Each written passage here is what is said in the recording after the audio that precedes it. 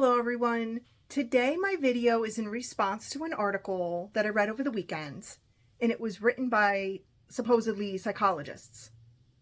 And it was talking about how the Gen X generation, or kids that were raised in the 70s and 80s, which I was, were neglected by their parents, and that's how we became resilient and more confident and strong emotionally. Okay, first of all, I don't necessarily agree with that opinion. I'm not going to come out and say it's just wrong or false, but I just don't agree with it, and here's why. First of all, every child I grew up with, it didn't matter where I lived. I didn't grow up in a huge house, but every child in my neighborhood, every child I knew, every child that I went to school with had a roof over their head, clothes on their back. I didn't know anybody living in their car. I didn't know anybody homeless. We might not have had toys to the extent of when you think of Christmas today and people buy their kids 200 presents a piece. No, we didn't have that. But we had presents. You know, we might have gotten ice skates and roller skates and hockey sticks and baseball bats and baseball gloves and bicycles. Where today it's all about the electronics, the latest toys, the latest Elmo, the latest Furby, whatever the toys are on the market today. So back then, I wouldn't say I was neglected. My needs were met. I mean, I had food if I was hungry. I didn't have a lot of snacks. You know, my grandmother would cook homemade food. So I wasn't allowed to have a lot of snacks. I didn't have a lot of soda. You know, once a week until they raised the price, we would go and share a glass bottle of Coke that came out of a machine for like 25 cents. And when they raised the price on that, oh, forget it. My grandmother was like, oh no, too expensive. We're not doing that anymore. I didn't have soda again until I was an adult, pretty much, except for parties and things where people had soda. But all in all, I wasn't neglected. I had homemade food pretty much every single day. Well, Sundays were pizza day. So they would order pizza and I got to pick out my favorite flavor pizza. I had clothes. I didn't have a lot of clothes. I had Bobos from the 5 and dime. They were $1.99 in the bin. If I made a hole in them, they got stained, whatever, I could get another pair. I didn't have Nikes. I didn't have any name brands. I didn't have anything from the shopping mall. When I needed clothing, it came from the most basic stores around, similar to a Kmart, that kind of thing. We didn't have a Kmart here, but other stores like it. But no, I didn't have name brands. I had Bobos. I didn't have any fancy sneakers. I didn't have any fancy anything. And I was happy. My needs were not neglected. I just want to make that clear. I grew up on a farm. I knew how to feed animals. I knew how to water animals. I knew how to take care of their pens. I knew how to throw hay up in a barn. I knew how to do things because of my being on a farm. I just don't see where I was neglected. Maybe other kids were, so I don't want to do an overall broad statement and say nobody was neglected back then. I don't want to say that. However, this is what I think. This is my opinion about it. If you think back to that time, if you were born around that era, not after the 80s, say, your parents didn't have it easier. They had it harder than us. They did the best they could. Now, having said that, I know they threw us out on the lawn at 7 a.m. and told us to drink out of the water hose. And yeah, I get it. I know that part. I was there. But they themselves had it hard too. It wasn't easy for them. And it was even harder for their parents, your grandparents and great-grandparents. My great-grandmother lived through the Depression. I know my grandmother, she lived in, which I just found out about, by the way. I knew she was from this region, but I didn't know it was Appalachia. I always say that wrong. I say Appalachia, but she was from there. My great-grandmother was from there. And my grandmother told me stories about how when she was growing up as a child under 9 years old, she didn't have a typical Christmas like you think of Christmas. A train would go through the mountain, and she would run barefoot to that train. And I believe her. I don't think she was making this up. This isn't one of those stories where I walked 10 miles in the snow. No, she was telling me the truth. She ran to that train Christmas morning, and people, hobos, I guess, or train conductors, I don't know who, she didn't specify. People on that train would throw the children in town apples and oranges off the train. Shoes were rationed. She didn't have shoes every year. Imagine that. Imagine walking around in filthy, dirty, soiled, flapping around soles on your bottom of your feet because you can't get a pair of shoes. Because there were coupons or some kind of thing. It was a system back then where they had to ration out shoes because there just weren't any to get. And she had siblings. So she couldn't get a pair every year because then the next year her sibling got a pair and so forth. My great-grandmother went to work doing something because she had to. Based on my grandmother's birth year, it had to be early 1930s, we're talking. Around that era, my great-grandmother went to work and she did hard labor, but she was grateful just to have a job. They didn't have a lot of food. One of their main staples was beans. My grandmother took those lessons that she learned from her mom, who was my great-grandmother, and she applied them to my upbringing. Except that my grandmother also had a huge family. She had 5 boys, girls. She had a huge family. My grandfather worked 3 jobs, and my grandmother stayed home with her brood of children. She cooked, she cleaned, she took care of them, she took them to school, all that. And they didn't have cell phones. They didn't have all these electronics we have. Times were harder but simpler. She had a lot of friends. She was always talking about her friends. I remember some of them when I was growing up. They were still alive, so I do remember a few of her friends. But that's how people got along back then. They didn't have a cell phone to call somebody up and say, hey, do you have any extra sugar? I'm trying to make cookies here. No, they would just walk over or drive over to their friend's house. We also had a lot of parties together. We all got together every time there was a birthday or holiday. So there was that. But one thing my grandmother did, different than my great-grandmother. And as I was saying, I didn't get a lot of Christmas presents growing up. It wasn't a thing. We got ice skates, roller skates, bikes, things to do outside, outdoor toys. And my grandmother, when she was raising her kids, she took on work like sewing clothes, tailoring clothes for people from her home. Ironing, I heard, was a big one. People would iron in their house for people and charge whatever, 5 cents, 25 cents a piece or something. That was another thing they did. But she would always do this so that she could buy her kids Christmas presents. And I remember her saying when her kids were little, she wanted to make sure they had more than an apple and an orange. But there was something else about my grandmother. My grandmother was a wise woman, and she saw things coming. So by the time I was living with her as a young child, she knew the ways of the world were coming.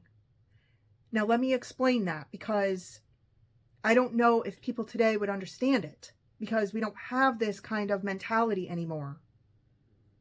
Back then, like I said, my grandmother got a job to buy Christmas presents. When I was the same age, after I became an adult, and I was the same age as my grandmother then when she was raising kids, so what's that, 20, 25 years old? I didn't have children until later on, but the point is, in my day, when I was about 20, 25 years old, I could do something called a layaway at the store. I don't think they have that anymore anywhere. But the department stores used to have a program called a layaway. So if you wanted to buy something for Christmas or buy something for yourself, but it was expensive, like a bike, you want to buy your kid a bike, you would go to the store and you would have them hold it in a warehouse storeroom and with a tag on it that it's yours. But you had to pay them so much money a week or a month, one of those. Anyway, they would hold that bike. If you didn't pay the final bill, you lost your money and you lost the bike. So you had to pay for it on their schedule, on their terms, in order to get that bike for Christmas or the holiday or the birthday, whatever you wanted, for whatever time period you needed it for. And it was called layaway. But back in my grandmother's day, they didn't have layaway. Back then, she got a job making pennies on the dollar so that she could buy things for her kids. Back in the 1950s, 1960s, definitely the 1940s, around those eras, the average person didn't have a credit card. If there was a credit card, my grandparents didn't have one. Most people I know didn't have one. Great-grandparents, they never had a credit card. Even vintage wallets did not have credit card slots. I collect vintage purses and wallets, so I happen to know this for a fact. There are no credit card slots in these things. There's a change purse. Those were huge back then. Little change purses. Sometimes they would be incorporated into the wallet with one of those lock kiss snaps, and other times they would be separate. I know my granny had a chenille, kind of like a looped, I don't know what you call it. It looked homemade, but it was a big bag just for change.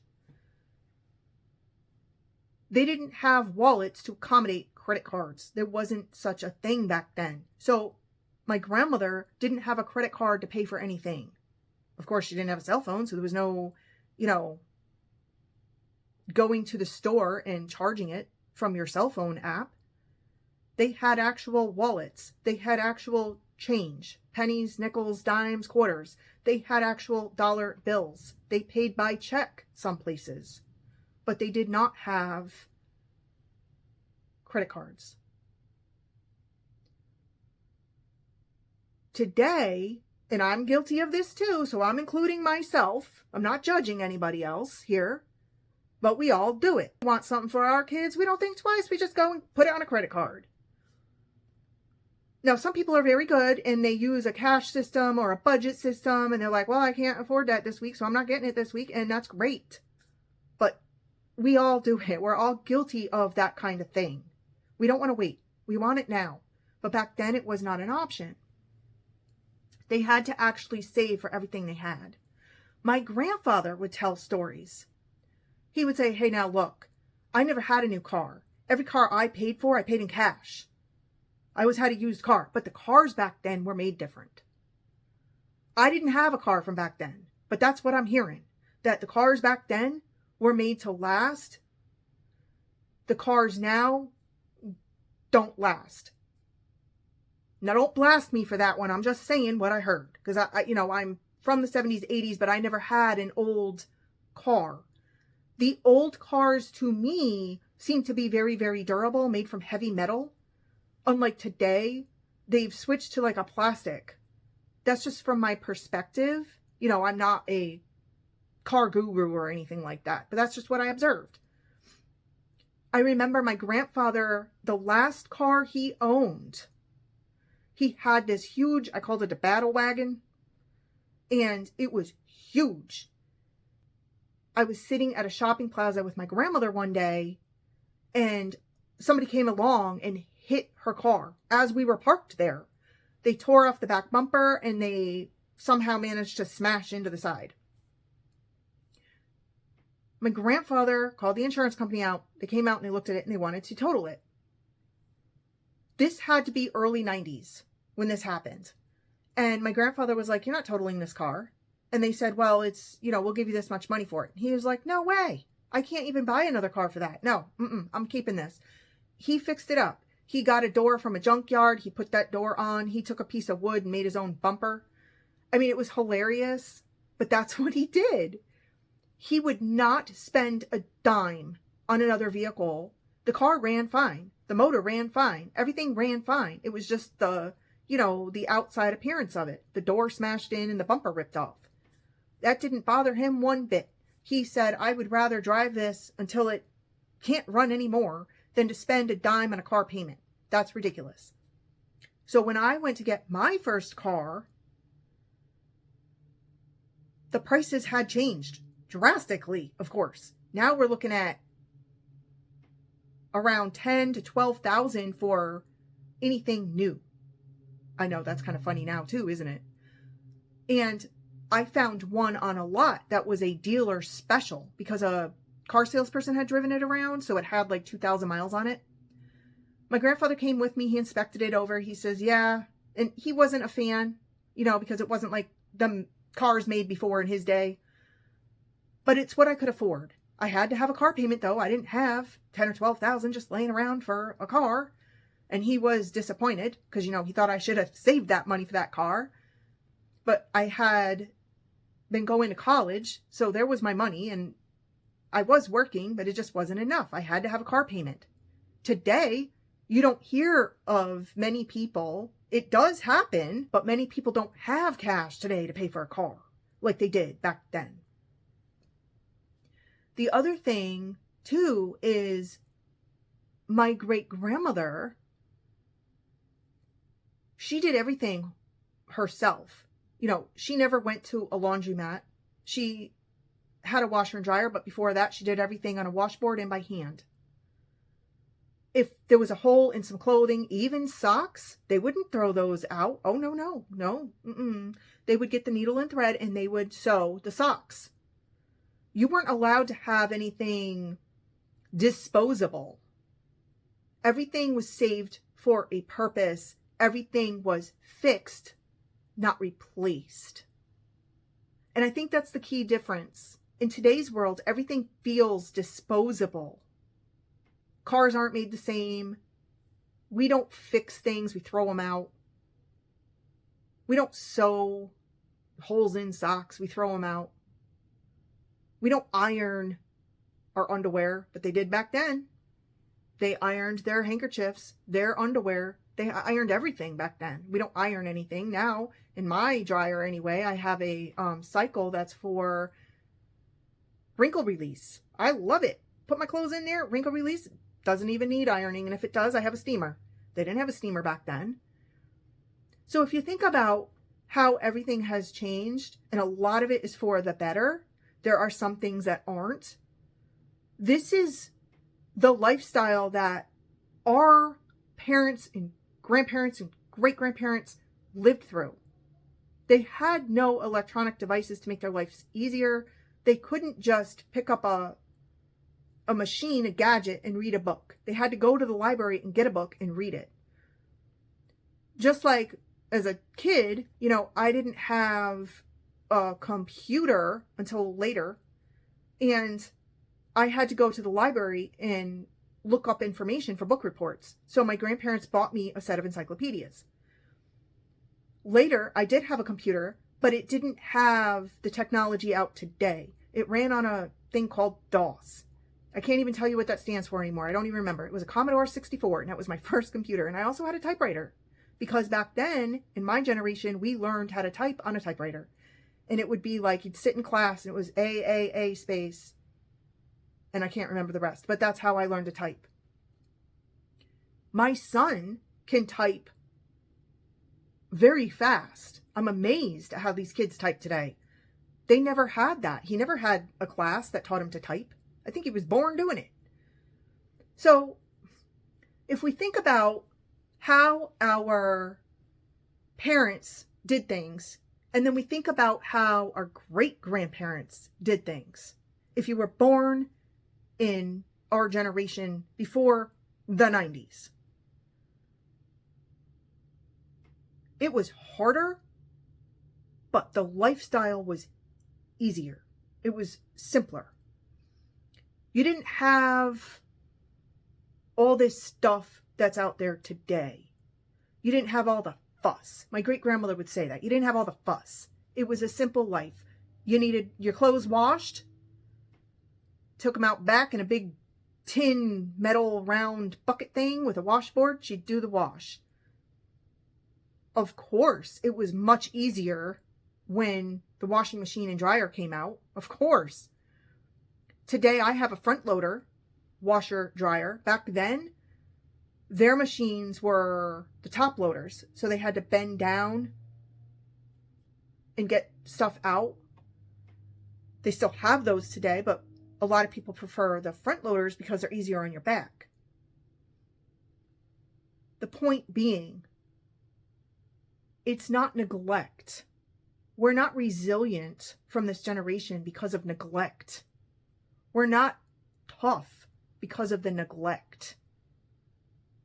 Now, the article did say it came from having to sort out issues on our own. Yeah, we had to sort out a lot of issues on our own. That is true. We had to sort out issues on our own. Today, it's not like that anymore. There are rules. Yesterday, I just uploaded a video about the laundromat etiquette. I didn't even know there was etiquette written down somewhere for a laundromat. I just thought it was kind of common sense. But if you think about it, there's a sign everywhere you go now. One time I took a road trip. If I can find it in my photos, I'll post it here. But one time I took a road trip and I went a couple states away, and there was literally a sign on a brick wall about not urinating on the sidewalk or something. Like, oh, we really need a sign for that? I'll have to find that sign because I just thought that was hilarious. Where I used to work in corporate America, there were 3 public bathrooms and people didn't flush or things like that. The manager put signs up in each bathroom. Turn around and look at the toilet before you walk out of the stall. I mean, come on now. We have to have signs for everything. These are things we didn't have to deal with prior to the 90s, right? Because our great-grandparents, possibly our parents, I don't know about my mom. No, probably not my mom, but definitely my grandparents. They didn't even have a toilet in the house. They had an outhouse.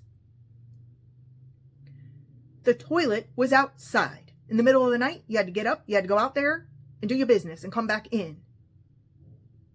I wouldn't do that today. I'd be afraid of the dark. So just think about that for a second, right? They're out there doing their business. And mind you, this is, here I go saying this again, Appalachia, right? What in the world? So this is where they came from, and they did the best with what they had, what skills they had, what knowledge they had to raise future generations like me. My mom was a very young mother. That's why I lived with her and my grandparents. My great-grandmother had to come live with us because she was blind. These are the folks that raised my mother. My mother raised me. And yes, she wasn't neglectful. It was more figure it out. Okay? Because that is basically where she got it from. She got it from extremely hardworking people that did not have electronics, that did not have technology at their fingertips, that had to do everything the hard way, the old-fashioned way. They didn't even have a toilet in the house. That's where she learned it from. The old school way. So by the time I came along,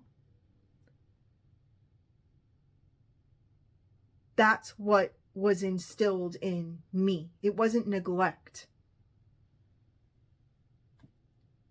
When I got a bike, it was, okay, see you later. I didn't get any knee pads. I didn't get any boo-boo bandages. I didn't get any ice packs. I didn't even get a helmet.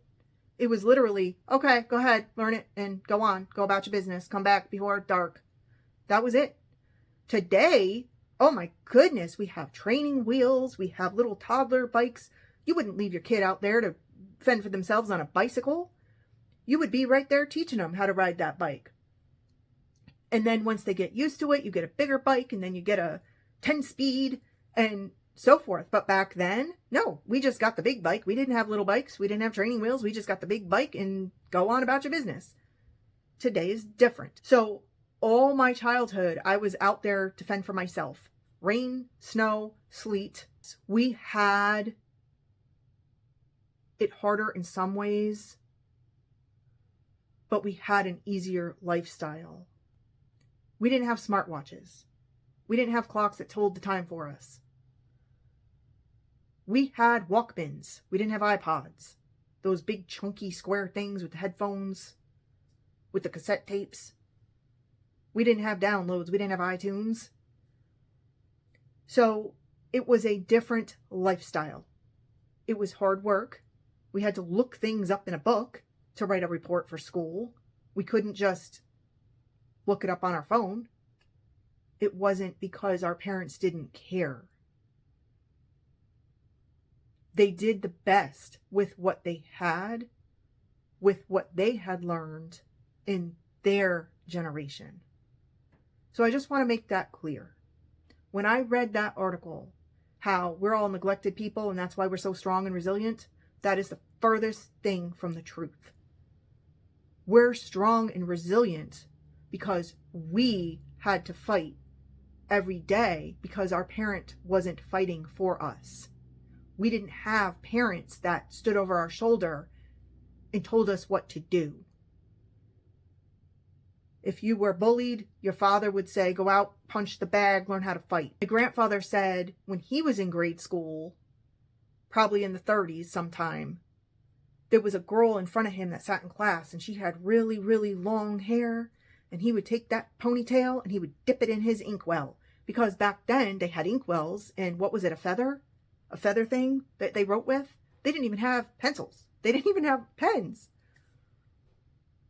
So think about that. Think about the time before Gen X and what it was like and what they had to use to get through life every day. And think about today. There are things that help us, accommodate us, take the pressure off, but we're more pressured than ever. It's kind of ironic, you know? The strength and resilience comes from confidence. And confidence is learned and earned through doing something over and over again.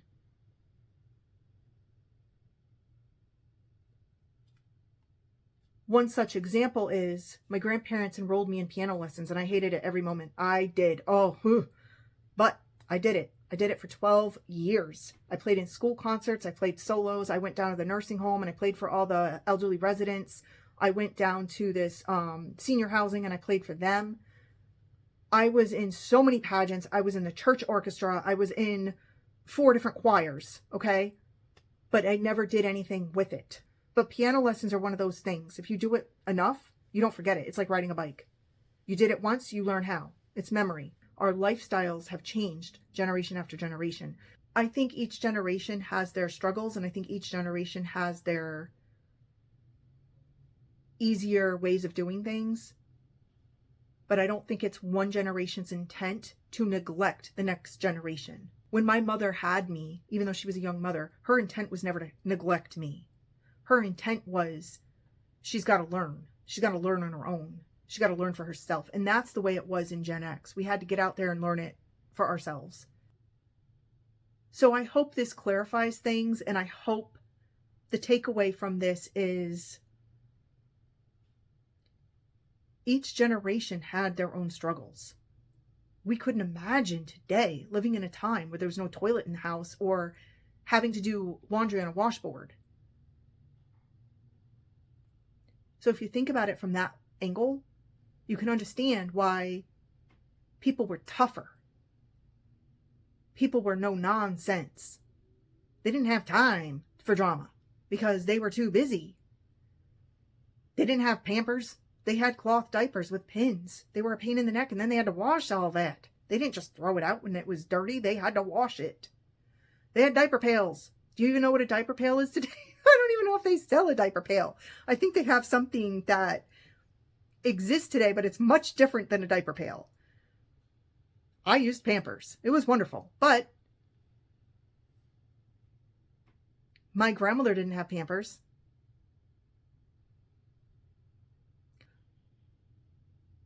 Thanks so much for watching today. Take care.